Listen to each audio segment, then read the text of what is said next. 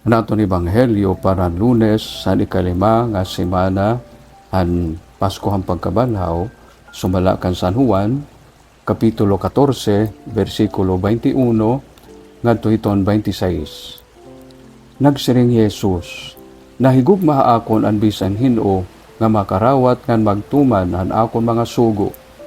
Hihigugmaon han akon amay adto nahigugma akon. Higugmaon ko man hiya ngan magpapakilala ako ha iya. Nagpakian na Judas, diri Judas Iscariote. Ginoo uunan-on hinpagpakilala mo, han imo kalugaringon ha amon, ngan diri ngadto ha kalibutan. Nagbato ni Jesus sa iya, magtutuman han akon mensahe, an bisan nino nga nahigugma ha akon. Hihigugmaon hiya han akon amay ngan makada kami ha iya, ngan baguukoy kami dida ha iya. Diri nagtutuman han akon mga pulong an bisan hino nga diri nahigugma ha akon. Diri akon an mensahe nga hibatian niyo kundi natika nga amay nga nagsugo ha akon. Iginsumat ko ini ha iyo samtang upod pa ako niyo kundi an parabulig an Espiritu Santo nga susugoon han amay ha akon ngaran amo an magtutudto ha iyo han nga tanan nga mga butang ngan magpapahinumdum ayuhan nga tanan nga akon igin sumat ha iyo. Kabugtuan at maupay nga sumat ang atong katalwasan pagdayawon ka Kristo. Maupay nga baraan nga taknaan pagkabanhaw han Pasko han pagkabanhaw o panahon ng pagkabanhaw aton nga tanan. Ini nga aton ebanghelyo kabugtuan nila nagpapahinumdum hin tutulong nga importante nga butang.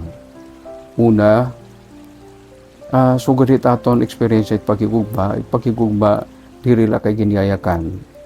May pagigugma kinahanglan may ebidensya.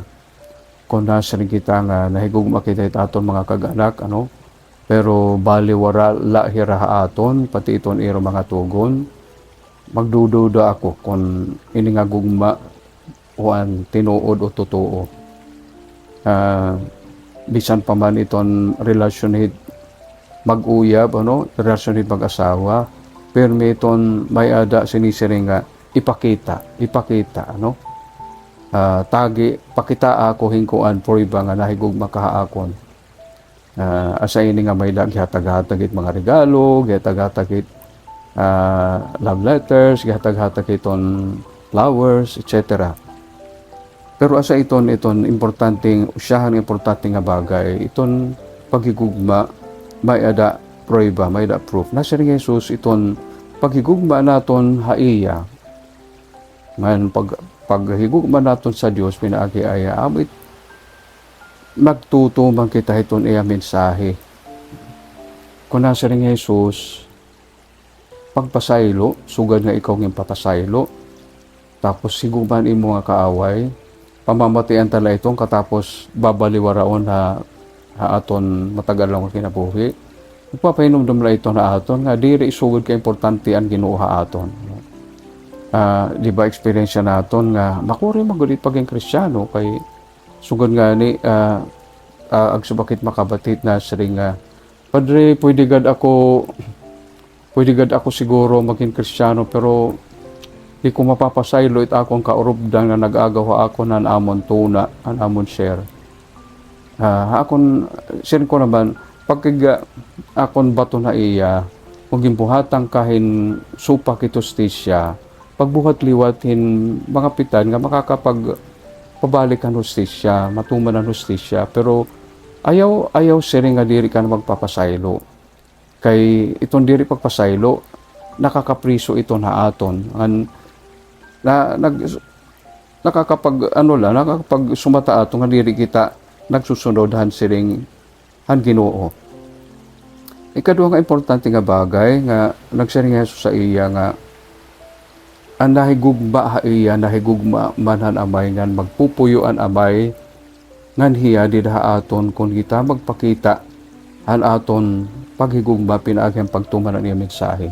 Sa ini kabugtuan iton angay naton hibaruan it mga santo tungod mayngon mga santo kay anira paghigugma iging pakitahan ira pagsunod pagtuman ang kapuruto ng Ginoo sanglit hinpuy-an irahan Dios Hinpuyan hirahan Amay, Anak ug Espiritu Santo. Sanglit an ira kinabuhi naging instrumento liwat. Hindamo nga tambal, damo nga pagtalwas, buhat pagtalwas ang Dios para han iba. Ikatulo, diri la kay Dios nagbupuyo din aton, kundi iton iya Espiritu Santo magiging instrumento itong paghatag amon ni darudako ngan hiruhalarom nga kasayuran ang kanang Ginoo kaburoton. Namdamakin akbugto nga nagsiring nga akon nga may blessing tindahin usa namon nga sangkay nga kakilala. Basta nga halimtan ko iton, pero ang nakaupay la kay kinabosan kay kulop na ng schedule ang aga pala iyan agin text pagpahinumdom. Itong Espiritu Santo sugad iton kabugtuan usahay kita bisa kon diri tinuto ini nga ngalimot, iton kaangayan buhaton sanglit ada nanganag kita itong sitwasyon, Espiritu Santo nagpapahinumdum aton.